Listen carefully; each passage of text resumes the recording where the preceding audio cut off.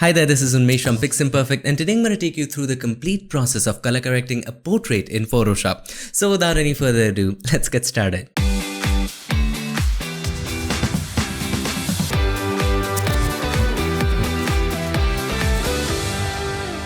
So here we are in Photoshop, and if you want to go ahead and download this photo and follow along, check the links in the description. Before we jump into color correction, we have to understand that not every image requires color correction. Only the images in which you think the colors are off require it. And we will do it using curves. So click on the adjustment layer icon and choose curves. And before we do anything, we have to understand what is curves. Now inside of curves, you have RGB channel, you have red, green, and blue. Now what do these mean? Let's understand that. If you open the color picker, what is white? If you choose white, look at the values of R, G, and B. They are 255 each. Now, every image is formed by the combination of red, green, and blue. When you have all of these three in maximum and in equal quantities, you have what? White. Have a look. All of them are maximum. 255 is the maximum number that each value can go. All of them are maximum and all of them are equal. If you choose black, all of them are minimum and all of them are equal. Focus on the second statement. All of them are equal. If you choose gray or some other color which doesn't have any other color, if you choose any neutral color, have a look. All of them have a number depending upon the neutral color, but all of them are equal. So we can say when R, G, and B are equal, it just responds to neutral color. It just gives you neutral colors. So RGB channel, if you look at the RGB channel, if you make any changes to that, it only affects the brightness, not color. Did you understand that? If we open up the color picker, have a look. If the values of R, G, and B are the same, it just affects the brightness. Have a look. Black, white, brightness. It doesn't add red to it or it doesn't add blue to it, just the brightness. And that's what happens when we are in the combined channel of R, G, and B. When we move a point, we move the value of R, G, and B together equally. And that's why it just affects the brightness. Okay? Also keep in mind that the right hand side is bright and the left hand side is dark. Simple. On the right side, we have bright pixels. On the left side, we have dark pixels. So if you want to make the bright pixels more brighter, pick a point in the right and take it up. If you want to make the dark areas more darker, dark pixels more darker, make a point in the left and take it down. Easy, right? Okay. Again, remember, right hand side, bright areas, left hand side, dark areas. If you move to the red channel, if you want to add red in the bright areas, click a point on the right, take it up. If you want to remove red from the dark areas, click a point on the left, take it down. Depending upon how much left you go, it just targets the darker areas if you go more to the left. If you go to the right, it begins to target brighter pixels. Okay, that's how this works. Now you might ask a very basic and very interesting question. Why is the curve by default a diagonal? Why is it diagonal like this? Why isn't it a straight line? It is because, have a look at the right hand side. The rightmost side is the brightest pixel. And we cannot make the brightest pixel more brighter because it's totally white. There's no point in being able to make it more brighter, and that's why we have the roof and that's why it is diagonal. Also, the left hand side, as we said, are for the dark areas, represent the dark pixels. We cannot make the darkest pixel, which is black, any blacker than the screen can represent, right? And that's why it hits the wall. So it hits the wall at the bottom, this one hits the wall at the top, and that's why it is diagonal, okay? And if that confuses you, just ignore all of that. Right hand side is bright, left hand side is dark, okay? Let's zoom in, and first of all, let's take away the magentas from the bright hand side. So how do we take away the magenta? There's no magenta channel right over here. How do we do that? Just keep in mind the opposites. Red, green, blue is the opposite of cyan, magenta, yellow. RGB opposite of CMY. Red is the opposite of cyan, green is the opposite of magenta, and blue is the opposite of yellow. So if we want to remove magenta, we have to add green. Why? Because green is the opposite of magenta. So let's go to the green channel. Now, where in this curve is this highlight located? A great way to find that is the hand tool. Find out where magenta is, for example, this area, and we simply have to add green to it. Click, hold the click, and drag it up. And when you see magenta gone, stop it. But when we have added the green, it also adds green to the highlights. It also does it to the shadows, and we don't want that. So you want to remove the greens from these areas because these areas have a lot of greens. Click and drag it down like that. Very slowly and gradually. Okay, that has been taken care of. If you also want to remove it from the complete highlights, you can do that as well. You want to add a little more green. And here you can just remove it from the highlights as well if you wish to, but I would leave it at that. Also, let me give you one more tip. If you want to adjust the points by not looking at the points, because if you click with the mouse and adjust it, you look at the point and not the image. Here's what I would suggest. Click on the point, okay? Once that point is selected, use the up and down arrow keys to adjust it, just like this. So down arrow key, up arrow key to adjust it. Slowly and gradually, just to work your way through it. Okay, that looks nice. Let's select this one, up and down arrow keys. You can also use the right and left arrow keys to move it right and left. It is gone. Okay, now let's have a look at the before and after because it's very essential to have a look. Before, after, wonderful. Now there are greens in some areas like that. So we have to, let's try to see which area does it fall. We have to take it even more down. To move it to the right a little bit. Okay, it looks perfect. Have a look. Before, after. That is gone.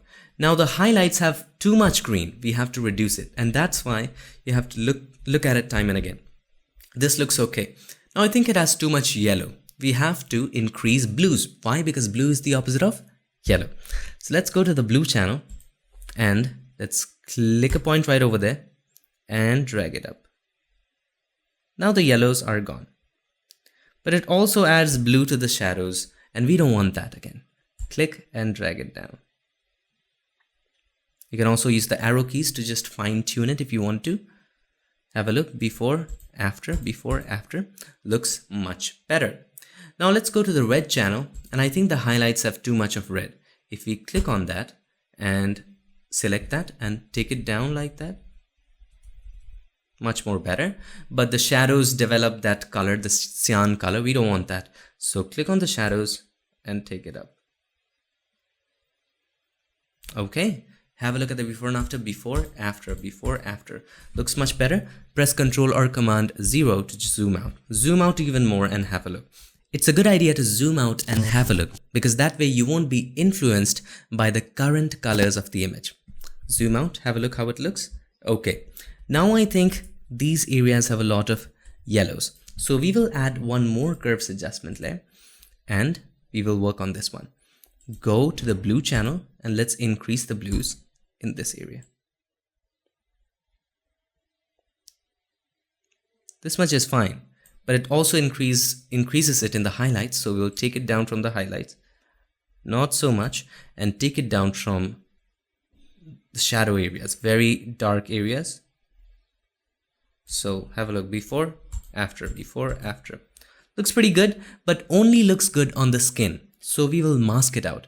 With the mask selected, press Ctrl or Command I and then take the brush and just paint on particular areas like that in white. Make sure the flow is 100%. See how that looks. If it doesn't look good to you, just don't do it. Sometimes you will do something and it won't look good to you. Have a look. Before, after. It does take away the blues, but it's not that great. So we will try decreasing the opacity. Okay, 65%, that's fine. Let's zoom out and have a look at it. So here's the before, here's the after, here's the before, here's the after. At this point, I think some areas of the face need to be brightened. So we will add one more curves adjustment layer. The shadows are very dark. So we will zoom in and make the face a little brighter. And make the shadows a little brighter. And darks a little darker. Let's adjust this. Let's work on this. Now this looks a little faded and not right. Let's reset it, and you might have to do it time and again. Let's do it with the hand tool. Let's brighten up the shadows and darken up the extreme shadows and darken the extreme highlights. Okay, let's have a look. Before, after, much better. Now we will mask in the face. Select the mask, press Ctrl or Command I. This turns the mask black. White are the areas which show up, black are the areas which do not show up. Concept of mask. Take the brush, foreground color white, just paint on the subject, like so.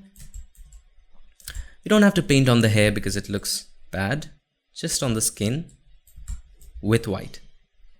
If you paint extra, like we did, press X to toggle between the foreground and the background. Make sure the foreground color is black and paint black on the areas in which you do not want the effect to be in. Let's switch back to white and paint on these. It's pretty good. Have a look. So here's the before, here's the after. Much better, fine-tuned, looks great. We can also play with hue saturation in this case. So let's go ahead and create a hue saturation adjustment layer by clicking on the adjustment layer icon and choose hue saturation. Now inside of hue saturation, we can decrease the saturation of the overall image, but the saturation is pretty good. However, in particular areas like this, the reddish color is kind of dominating and we need to reduce that. And how can we do that? With the hand tool selected, click on that particular area. To see which areas are being affected, let's make it bigger so that we can work on it more clearly. Increase the hue and the saturation as well. Pump them up. So these are the areas which are being affected if we move the sliders. We just need to target this particular area. And how can we do that? Make the slider narrow, make the target narrow. The top bar is the complete color spectrum of the image and the bottom bar is the result. Have a look. Top and bottom, and this one is the range that we are targeting. So we will stop just at the point where that area falls into. So what was that area? This area, right? That is fine. Now let's extend it to the left. The sliders on the outside make the transition from the area which is targeted and the area which is not targeted smoother. Okay, that is fine. Let's bring everything back to 0. Now let's play with the saturation. We can decrease the saturation if we want to. You can also change the hue of that area, make it more yellowish. But I'll just simply decrease the saturation a little bit, probably -7, and make this one 0. That's okay. And we just wanted to affect this area, not all over the image. Press Ctrl or Command I with the mask selected. With the brush, just paint on that particular area with white, like that. You can also play with, double click on it, hue in this case. We will go back to that color. Was it reds? Yes, it was reds. It was registered inside of reds. We will make it a little bit yellowish, just a little bit. Okay, that looks fine. Let's have a look at the before and after. So this is the before, this is the after, completely color corrected. Now, it is a very important and essential step. You need to go and take a break. Eat something, do whatever you want, just don't stress your eye. Take a break, rest, sleep, do whatever you want. Don't stress the eye, come back to this image. And you will see things which you were not able to see before. I took a break, and now that I look, here we have a lot of green. And we need to work on that. Let's go ahead and create one more curves adjustment layer. Zoom in and let's just stick the property here. Not here. Let's stick it properly right here. Okay. Now let's make it a little smaller so that you can see it properly. Let's go to greens and let's, with the hand tool, let's decrease the greens over here. It is gone. But it's gone from other areas as well. Let's increase the greens in other areas. Okay, That is fine. Before, after, that is gone, but only in this area we want that effect to be in. So with the mask selected, press Ctrl or Command I. With the brush, just paint white on those areas. And decrease the opacity, it's too much. Is that gone? Before, after. Not so much. When that doesn't work, you have to just add a hue saturation adjustment layer and do the same thing that we did before. With the hand tool, select this color. Okay, take the hue and the saturation all the way to the right. Make sure that color is selected. Let's make it a little bigger so that we can see it properly. Let's make the range first of all very narrow. And stop at the point where exactly those areas are affected. Let's increase the range, make it softer. Increase the range to the left, make it softer like that. Okay, that is great. Bring everything back to 0. And let's try changing the hue. Yeah, and that solves the problem. You can also decrease the saturation if you want to. Have a look at the before and after, zoom out. So here's the before with the green, here's the after. I think it helped the overall image. It looks pretty good. Now, if you want the color correction just to stay on the portrait, on the face, make a group of all of this by holding the Ctrl or Command and selecting all of them, or you can select the top layer, hold the Shift key, select the last adjustment layer, it selects everything in the row, and then press Ctrl or Command G. Now let's create a negative mask by holding the Alt or Option and click on the mask. This creates a black mask. Doesn't affect any area of the image. Now we need to take a brush. With the white color selected, just paint loosely on our subject. And have a look at it. Looks wonderful. If you wanted the background colors to be as it is, because it's so much lights, you have done it. Have a look at the before and after. Before, after. Staggering difference. So that's how to color correct your images step by step in Photoshop. It's simple, guys. Open the image. Look what's wrong. Maybe in the highlights you have lots of magentas. Maybe in the shadows you have lots of greens. Maybe the midtones has a lot of yellows. So suppose the midtones has a lot of yellows. What do we do next? Create a curves adjustment layer. Understand how curves work. Right hand side, bright. Left hand side, dark. That's all there is. So if you want to take away the yellows from the midtones, you need to increase what? Blue, because blue is the opposite of yellow. RGB, opposite of CMY. In the midtones, click a point in the middle, take the blue up. Easy. Now it will also add blue to the highlights. You might have to take the highlights down and just keep on adding curves. Or if you want to affect just one specific area, use masks. You can also use hue saturation to just target some specific colors. And that's how to do it. I hope this video was helpful, and if this was, make sure to give us a like, and also do not forget to subscribe, and not just subscribe. Ring the bell so that you, my friend, don't miss a thing. I would like to take this moment to thank all these nice people for supporting this channel on Patreon and helping keep PiXimperfect free for everybody forever. Thank you so much for watching. I'll see you guys in the next one. Till then, stay tuned and make sure that you keep creating.